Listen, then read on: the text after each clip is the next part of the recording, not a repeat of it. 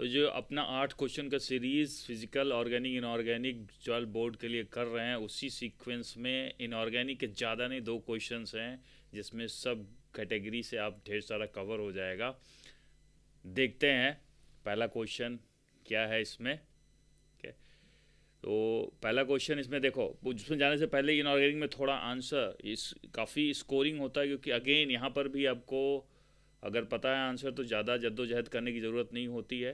ठीक है, chemical equation पे डिपेंडेंट होता है, और कोऑर्डिनेशन इंपॉर्टेंट, क्रिस्टल पे डायग्राम उससे रिलेटेड क्वेश्चंस आते हैं, और एक रीजनिंग बेस्ड क्वेश्चन आता है। तो देखते हैं d o f block element से क्वेश्चन जो है, ये कैमनोफोर पोटेशियम परमैंगनेट को बनाने की विधि। जब कभी भी ऐसा है ना, कुछ ना लिखा हो, तो आप लैब मेथड को हमेशा आप कई का बच्चे पूछते हैं, मैं खुद कंफ्यूज होता था कि भाई इतने रिएक्शन दिए हुए सब में कैमनोफोर बना, क्या ही फ़र्क पड़ता। नहीं, अगर पूछ रहा है तो they are saying the preparation. आपको ये नहीं बताना है कि वो केमिकल रिएक्शन लिखो जिसमें कैमनोफोर बन रहा है, ऐसे तो हज़ारों होंगे, कहीं पर भी बन रहा होगा। तो आपको वो बनना है जिससे वो रियली इंडस्ट्री या लैब में, ठीक है, अगर नहीं मैंशनड है तो आप लैब या इंडस्ट्री में कोई भी एक मेथड लिख सकते हो, वहाँ पे आपके पास ऑप्शन है। रीजनिंग बेस्ड क्वेश्चन पूछा हुआ है। ठीक है, ट्रांजिशन मेटल के ऊपर कि क्यों इतने अच्छे कैटालिस्ट होते हैं, इतना ज़्यादा पूछा जाता है, बट लिखने का तरीका होना चाहिए, इसलिए हम बोल रहे हैं इंपॉर्टेंट है। कंटेंट 5 मार्क्स के लिए आपको कंटेंट की कमी नहीं पड़ेगी।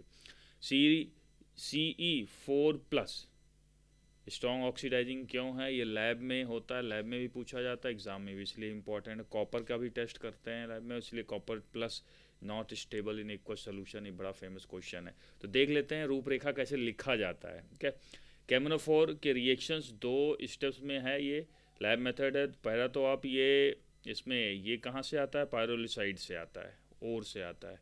ये पहला रिएक्शन करते हैं तो इसमें हमारे पास मैग्नेट बनता है ग्रीन कलर का, तो फर्दर ये ऑक्सीडाइज होकर हमारा परमैग्नेट जो पर्पल कलर लाल दवा बनती है हमारी।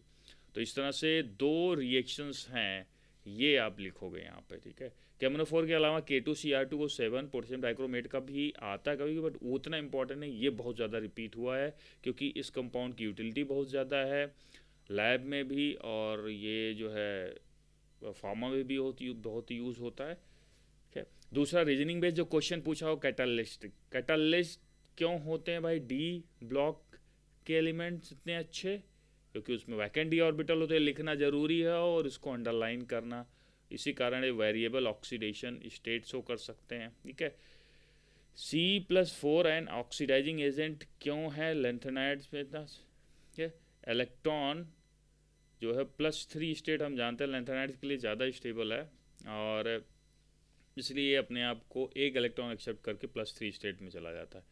तो ये आपको एग्जैक्ट रीजनिंग एक लाइन में लिखनी है। एक लेंथेनाइट की एक प्रॉपर्टी लिख दी आपने कि +3 ज़्यादा, मतलब उसका मोस्ट कैरेक्टरिस्टिक ऑक्सीडाइजिंग एजेंट है, ऑक्सीडाइजिंग ऑक्सीडेशन स्टेट है, तो उसमें जाने की कोशिश करता है, उसके लिए इसको इलेक्ट्रॉन की ज़रूरत पड़ती है, और इलेक्ट्रॉन अगर जो खाएगा तो ऑक्सीडाइजिंग एजेंट हो ही जाएगा। कॉपर प्लस की स्टेबिलिटी की बात की गई, इसमें हाइड्रेशन एंथैल्पी, ये एनसीईआरटी में लिखा हुआ है। तो आप देख रहे हो 5 मार्क क्वेश्चन, इनफैक्ट एक क्वेश्चन नहीं होता है इनऑर्गेनिक में, 4-5 क्वेश्चन को लेके हो। तो इसमें सबसे बड़ी दिक्कत क्या आती है बता रहे हैं आपको, इसमें से 3 में 2 सॉलिड आ रहा है, एक थोड़ा बहुत आ रहा है, उसमें लपेट सकते हो। ठीक है, बट रिस्की है, हो सकता है आपके एक नंबर कट जाए, इसलिए इनऑर्गेनिक स्कोरिंग इस पॉइंट ऑफ व्यू से नहीं होता। जब आपको सॉलिड सारे सेक्शन पता हो, सारे पार्ट्स, और सब डिसजॉइंटेड भी हो सकते हैं। ऑर्गेनिक पर्टिकुलरली फिजिकल में उसी एक चैप्टर, एक टॉपिक, एक कॉन्सेप्ट से ही डेरिवेशन डेफिनेशन पूछ लेगा, उसी पे एक कॉम्प्रिहेंसिव न्यूमेरिकल पूछ लिया।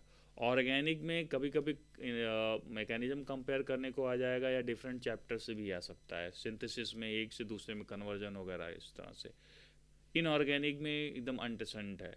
इसमें आप देखो डी ब्लॉक का पूछा हुआ है, कैटालिटिक प्रॉपर्टी पूछी हुई है, ऑक्सीडाइजिंग एजेंट पूछा हुआ, तो इस तरीके से आपको अलग अलग चैप्टर कॉन्सेप्ट एक ही क्वेश्चन में घुसा पड़ा रहेगा।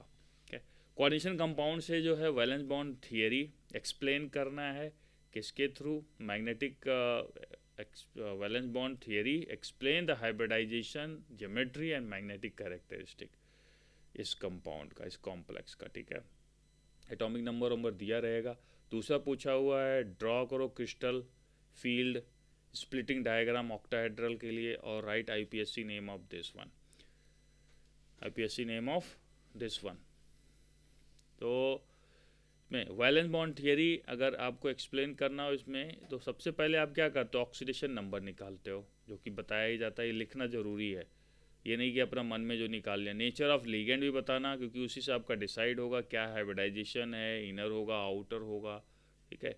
हाइब्रिडाइजेशन आपने डिसाइड किया, उसका तरीका, फिर हाइब्रिडाइजेशन आपको ये देगा कि ज्योमेट्री उसकी क्या है। मैग्नेटिक नेचर आपको देगा कि स्ट्रॉन्ग था, वीक था, पेयरिंग हुई है नहीं हुई है। तो ये पूरे इसके तथ्य हो गए, मतलब 5, आप देखो 5 चीज़ें हैं इसमें, oxidation state, nature of ligand, hybridisation, geometry और मैग्नेटिक नेचर। अगर कुछ नहीं लिखा तो वीबीटी अगर बोल रहा है कि वीबीटी एक्सप्लेन करो एक एग्जांपल के थ्रू, तो ये सारे लिखने पड़ेंगे। व्हाट इज़ वीबीटी, तो आप वो उतना पूछा नहीं जाता, क्योंकि कोऑर्डिनेशन केमिस्ट्री में ज़्यादा एप्लीकेशन पूछा जाता है। वीबीटी वैलेंस बॉन्ड थ्योरी एक तरीके से केमिकल बॉन्डिंग का एक्सटेंशन है, जो हमारा 11th में था, तो एप्लीकेशन वाले हैं। क्रिस्टल फील्ड स्प्लिटिंग में डायग्राम आपको बनाने आना चाहिए, 3 नीचे ये जो T2Z वाले सेट हैं, और 2 ऊपर होते हैं EG वाले set. IPSC name di amine chlorido nitro nitro N platinum, ये देखो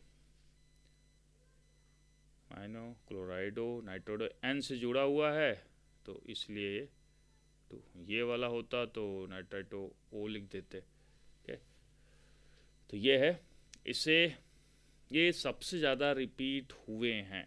तो आपको इनऑर्गेनिक में थोड़ा डाइसी इसलिए होता है कि अगर आपको एक ढेर सारे इसके एक तो थियरी वाला फ्लेवर होता, हो सकता कोई एक पॉइंट आप मिस कर जाओ।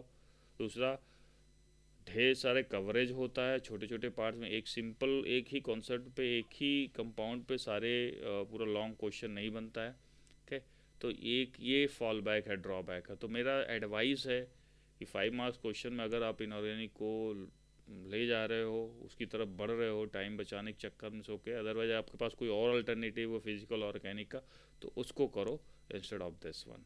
Inorganic is not that scoring in board exam. अगर वो रीजनिंग का हो गया, केमिकल रिएक्शन बेस्ड है, तो सिंपल आप लिखोगे मिल जाएंगे मार्क्स, कोई दिक्कत नहीं है। So all the best.